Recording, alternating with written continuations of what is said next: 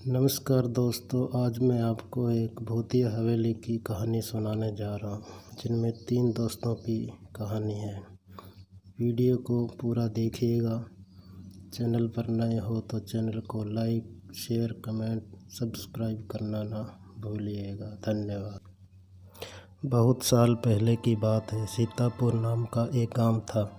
उस गांव में एक बहुत ही बड़ी हवेली थी। वहाँ सिर्फ भूतों का ही वास था।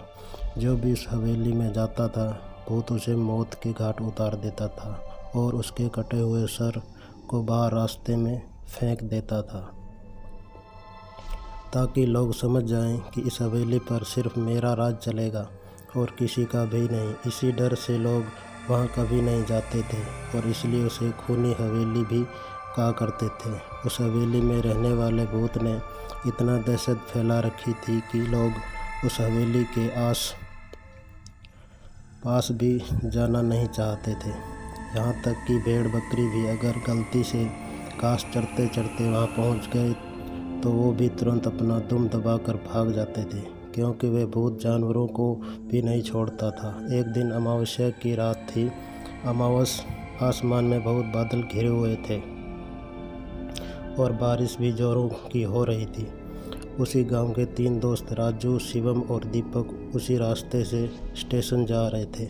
उन्हें शायद उस हवेली और उस रास्ते के बारे में कुछ पता नहीं था। रात के 1:15 का ट्रेन का समय था और ये तीनों करीब 8 बजे के लगभग घर से निकल गए थे।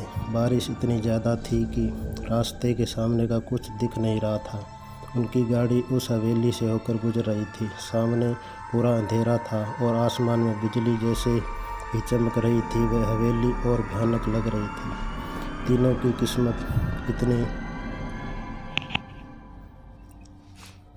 खराब थी कि उनकी गाड़ी ठीक उस हवेली के सामने खराब हो गई। ड्राइवर बोला, साहब लग रहा है कि इंजन में पानी चला गया है। गाड़ी स्टार्ट ही नहीं हो रही।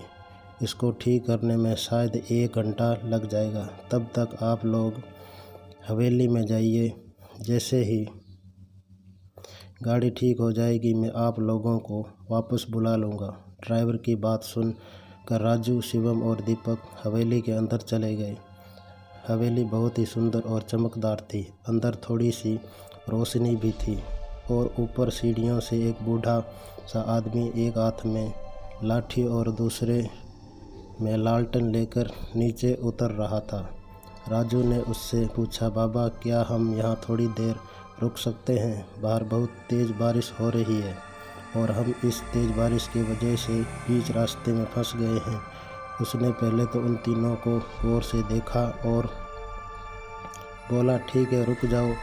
फिर जब वे तीनों हॉल में पहुँचे तो उन लोगों ने देखा कि हवेली बहुत ज़्यादा बड़ी थी और उससे कई गुना ज़्यादा खूबसूरत भी थी। वहाँ एक दीवार पर एक आदमी की बहुत बड़ी तस्वीर लगी हुई थी, जिसकी बड़ी सी मूंछें, एक हाथ में तलवार और दूसरे हाथ में पहले ज़माने के तरह बंदूक थी, एकदम राजा की तरह। और उस तस्वीर को देखने में डर महसूस हो रहा था। ऐसा लग रहा था कि ये कोई मामूली तस्वीर नहीं है। दीपक ने तुरंत उस बाबा से पूछा, बाबा क्या आप इतनी बड़ी हवेली में अकेले रहते हो? इस तस्वीर में ये आदमी कौन है? बाबा ने दीपक से आंख मिलाकर कहा, ये इस घर के मालिक थे जो कई साल पहले इनकी मौत हो गई और इनका रिश्तेदार हूँ और इस हवेली की देखभाल के लिए आता जाता रहता हूँ। आज बारिश की वजह से मैं भी घर नहीं जा पाया। चलो मैं तुम लोगों को कमरा दिखा देता हूँ। राजू, शिवम और दीपक उनके पीछे पीछे चल दिए। वे लोग सीढ़ी के सामने जैसे ही गए तो ऐसा लगा कि कोई उन्हें छुप कर देख रहा है। फिर उन लोगों ने अनदेखा कर दिया। कमरे तक जाते अचानक उन लोगों की नज़र वापस राजा की तस्वीर पर पड़ी। थोड़ी देर के लिए उन्हें ऐसा लगा कि उसके हाथ और सिर हिला। शायद सबका वहम था या सच, पता नहीं, लेकिन ये सब देखकर सब लोग थोड़ा डर गए थे। फिर वो बाबा उन सबको एक कमरे में लेकर गया। फिर उन लोगों ने अपना अपना सामान रखा और सो गए। वे लोग इतना थक चुके थे कि बिस्तर पर लेटते ही नींद आ गई। रात के शायद 12 बजे का समय हुआ होगा। तभी शिवम अचानक चिल्लाने लगा। उनकी आवाज़ सुनकर उनके दोनों दोस्त जाग गए और उससे पूछने लगे, क्या हुआ भाई, तू इतना ज़ोर से क्यों चिल्लाया? फिर शिवम बोला, मुझे एक बहुत डरावना सपना आया था। मैंने देखा कि उस फोटो वाला आदमी हम तीनों को मारने आया है। शिवम की बात सुनकर राजू और दीपक को मजाक लगा, इसलिए उन दोनों ने उसे समझाया और दोबारा सुला दिया और खुद सो गए। फिर थोड़ी देर बाद बिल्कुल वही सपना राजू और दीपक को आया। इसके बाद तीनों डर गए। अब उन लोगों को इतना तो समझ आ गया था कि एक ही सपना हम तीनों को नहीं आ सकता। इस हवेली में कुछ तो गड़बड़ है, शायद ये कहीं भूतिया हवेली तो नहीं। दीपक ने जल्दी जाकर दरवाज़ा खोलने की कोशिश की, लेकिन वो बाबा बाहर से दरवाज़ा बंद करके चला गया था। अब उन लोगों को समझ नहीं आ रहा था कि क्या करें। डर के मारे सबको ज़ोरों से प्यास लग रही थी। साथ में पानी लाए थे, लेकिन एक ही घूंट पीने से सब पानी ख़त्म हो गया। फिर तीनों खिड़की से आवाज़ लगाने लगे, लेकिन बाहर से कोई जवाब नहीं आ रहा था। दीपक ने अपना मोबाइल उठाकर फ़ोन करना चाहा, लेकिन वह नेटवर्क ही नहीं था। सब कुछ बहुत अजीब हो रहा था। अब उनके साथ आगे क्या होने वाला था ये किसी को नहीं पता था, लेकिन उन्हें समझ आ गया था कि वो बहुत बुरी हालत में। पूरा एक दिन और एक रात बीतने के बाद उनके कमरे का दरवाज़ा खुला। बाहर पूरा सन्नाटा था और जो बाबा उनको मिला था उसका भी कोई पता नहीं था। जैसे ही दरवाज़ा खुला, तीनों पागलों की तरह दौड़कर कमरे से बाहर निकले और हवेली से बाहर निकलने का रास्ता ढूंढने लगे, लेकिन बाहर जाने का रास्ता नहीं था। फिर सब लोग ऊपर चले गए और वहां से नीचे कूदने का सोचा, लेकिन हवेली इतनी ऊंची थी कि उन लोगों की हिम्मत ही नहीं हुई। उदास होकर सभी वापस नीचे आ गए। सबको बहुत तेज़ भूख और प्यास लगी थी। सब जगह देखा, लेकिन उन्हें नहीं कुछ खाने को मिला और न ही कुछ पीने को। नल तो था, लेकिन उसमें पानी नहीं आ रहा था। सब थक के एक जगह बैठ गए और अब क्या करें यही सोचकर एक दूसरे से पागलों की तरह बर्ताव करने लगे। थोड़ी ही देर में शाम हो गई और उस हवेली के अंदर एक शैतानी माहौल बनना चालू होने लगा। थोड़ी देर में अंधेरा हो गया और तीनों दोस्त आपस में लड़ने लगे। ऐसे ही उन लोगों की रात बीत जाती है। फिर दूसरे दिन सुबह होती है और फिर से सबको दोबारा से भूख और प्यास लगी होती है। सुबह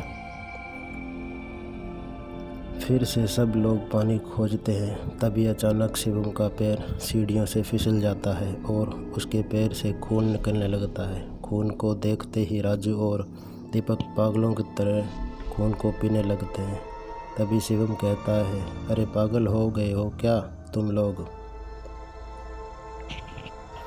क्या कर रहे हो?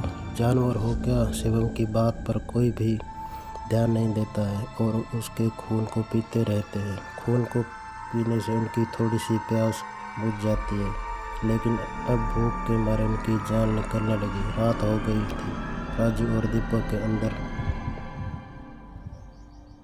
शैतान समा गया था। वे दोनों शिवम के ऊपर टूट पड़े और उसे नोचने लगे। खूनी खेल चालू हो गया था। उस हवेली में जो शैतान रह रहा था वो उन दोनों को अपने वश में कर लिया था। थोड़ी ही देर में राजू और दीपक शिवम के शरीर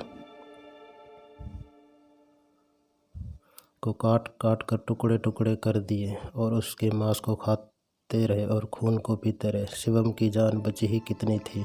इतने दिन का भूखा दोनों से बच नहीं पाया। शिवम की मौत हो गई। राजू और दीपक काफ़ी देर तक उसका मांस खाते रहे, जैसे कोई जानवर दूसरे जानवर का मांस नोच कर खा रहे हो। ऐसा लग रहा था कि उन लोगों के अंदर का इंसान मर गया हो। कुछ देर बाद रात हो गई। खून पीकर और मांस खाकर दोनों अब बहुत जोरों की नींद आने लगी और वे जहाँ थे वहीं सो गए। सुबह हुई और दोनों थके हालत में सो के उठे, लेकिन प्यास और भूख उनका पीछा कहाँ छोड़ने वाली थी। अब दोनों एक दूसरे का शिकार करने के लिए सोचने लगे। राजू ने चालाकी से एक दरवाजे के पीछे छुप गया और जैसे ही दीपक कमरे में आया वैसे ही राजू ने उसका सर पकड़कर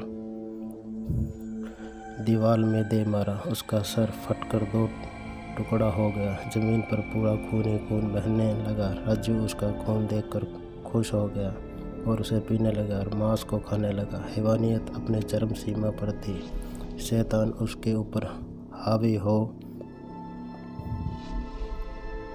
चुका था। उसे कुछ सोचने समझने का मौका ही नहीं दे रहा था। तभी कुछ देर बाद राजू के शरीर में एक बिजली सी लहर चढ़ने लगी। वो कभी दीवार में तो कभी दरवाजे में अपने सर को मारने लगा। उसका शरीर उसके वश में नहीं था। ऐसे ही काफ़ी देर तक किया। वो अंत में खुद मर गया। धन्यवाद। जय हिंद, जय भारत।